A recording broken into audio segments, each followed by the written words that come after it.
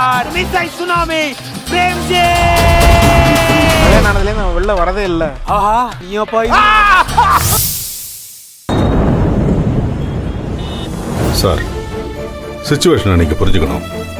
அங்க மண்டபத்துல இன்னும் கொஞ்ச நேரத்துல என் பொண்ணு கல்யாணம். இவன் ஒரே பையன் போலீஸ் லாக்அப்ல இருக்கான். எனக்கு எவ்வளவு வேதனையா இருக்குன்னு நீங்க கொஞ்சம் புரிஞ்சுக்கோங்க சார். பாத்துக்கலாம் சார். சார், நீங்க என்ன பண்ணுவீங்களோ ஏது பண்ணுவீங்களோ எனக்கு தெரியாது. பணத்தை பத்தி எல்லாம் கவலைப்படாதீங்க. எப்படியாவது என் பையனை வெளியே கொண்டு வரணும், அவ்வளவுதான். என்னவாது பேசி அவனை வெளியே எடுக்க பாருங்க சார். ஸ்டேஷன் போனாதான் சார் சிச்சுவேஷன் புரியும். சூர்யா சார் மேல என்ன கேஸ் போட்டிருக்காங்கன்னு இன்னும் தெரியலையே. எதுவா இருந்தாலும் சரி சார், எனக்கு எப்படியாவது என் பிள்ளைய வெளியே கொண்டு வரணும். முடிஞ்ச வரைக்கும் அவன் மேல எஃப்ஐஆர் இல்லாம பாத்துக்கணும் சார். அது கொஞ்சம் கஷ்டம் சார். நிச்சயம் அதுக்கு வாய்ப்பு இருக்காது. பரவாயில்ல சார், அதனால ஒண்ணு இல்ல. எஃப்ஐஆர் தானே, அத நாளை கூட போட்டு சொல்லுங்க. அவங்க கிட்ட பேசி அப்படியாவது சூர்யாவை வெளியே எடுக்கணும் சார். என்ன எவிடன்ஸ் வச்சு இந்த மாதிரி அரெஸ்ட் பண்ணிருக்காங்கன்னு பார்க்கணும் சார். முதல்ல ஸ்டேஷனுக்கு போயிட்டு விஷயம் தெரிஞ்சுட்டு பேசுவோம் சார். சார், நிச்சயமா தப்பு நடந்திருக்கு, ஒரு பெரிய குற்றம் நடந்திருக்கு. உண்மையான குற்றவாளி யாருன்னு இப்பதான் எனக்கு கொஞ்சம் கொஞ்சமா தெரிய வருது. ஒரு நாள், ஒரே ஒரு நாள், இன்னைக்கு மட்டும் தள்ளி போட சொல்லுங்க சார். நாளைக்குள்ள நாங்களே குற்றவாளியை கண்டுபிடிச்சு போலீஸ்ல ஒப்படைச்சிடறோம். நிஜமாவா? அப்படின்னா அந்த கிரிமினல் யாருன்னு எனக்கு சொல்லுங்க சார். இல்ல சார், சூர்யா இந்த விஷயத்தை சொல்லும் போது கூட நம்பிக்கை இல்லை சார். ஆனா இன்னைக்கு காலையில தான், பொழுது விடிகிற நேரத்துல தான் எனக்கே சில விஷயங்களா தெரிய வந்துச்சு. முதல் தடவையா எனக்கு அவன் மேல சந்தேகம் வர ஆரம்பிச்சது. என்கிட்ட சொல்லுங்க சார், என்னால என்ன பண்ண முடியுமோ அதை நான் பண்றேன் சார். இல்ல சார், இதுல நிறைய விஷயங்கள் காம்ப்ளிகேட்டடா இருக்கு. இது எல்லாமே சூர்யா வெளியே வந்தாதான் சரியா வரும். பாப்போம் சார்.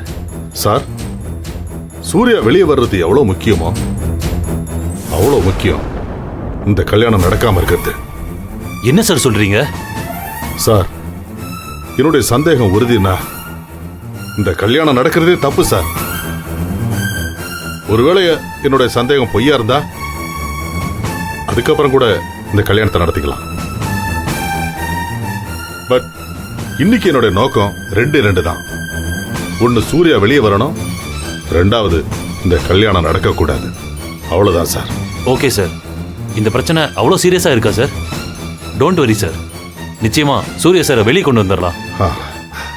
கொண்டு வரணும் sir.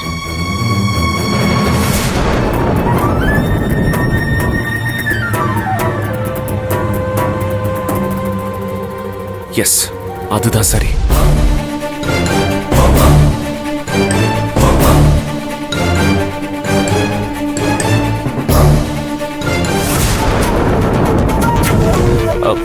Sir, hello sir, sir, sir, sir, hello sir, sir. யார் யார் யார் கூப்பிட்டது? சார் சார் சார் சார், இங்க இங்க நான் தான் சார் கூப்பிட்டேன். நான் தான். என்னையா? சார், அது வந்து பாத்ரூமுக்கு போகணும், விடிஞ்சிருச்சுல்ல. எப்படி தூங்குனே தெரியல. நான் கூட ஏதோ வெளியே போனவங்க வந்துட்டாங்கன்னு நினைச்சேன்.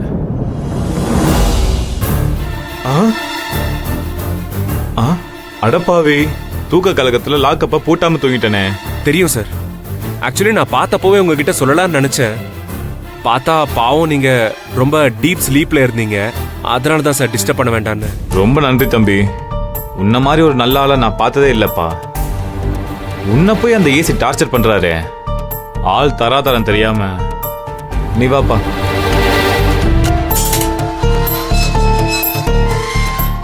போயிட்டு வா. சார், ஒரு சின்ன ஹெல்ப். என்ன? அது என்னன்னா, அங்க இருக்கிற பாத்ரூமு போகவே முடியல சார். ஒரு மாதிரி ஸ்மெல்லு, பேட் ஸ்மெல்லு. ஒரே ஒரு தடவை நான் அந்த வெளியில இருக்கிற பாத்ரூமுக்கு போயிட்டு வரட்டுமா சார்? தாராளமாப்பா. திறந்திருந்த லாக்அப்னு தெரிஞ்சும் கூட ராத்திரி பூரா உள்ளேயே இருந்திருக்க. உன்னை நம்பாம வேற யாரை நம்புறது? சரிங்க. வெளியிலேயே போய் பாத்ரூம் போயிட்டு வா. வெளியே போயிட்டு வலது பக்கம் திரும்பினா பாத்ரூம். Okay sir. வெளியில வலது பக்கம் இல்ல, போயிட்டு வா. சார், என்னோட கோட்டு உள்ள வச்சிருக்கேன், கொஞ்சம் பாத்துக்கோங்க சார். வந்துடுறேன் சார். நான் பாத்துக்கிறேன். இப்போ வந்துடுறேன். போ.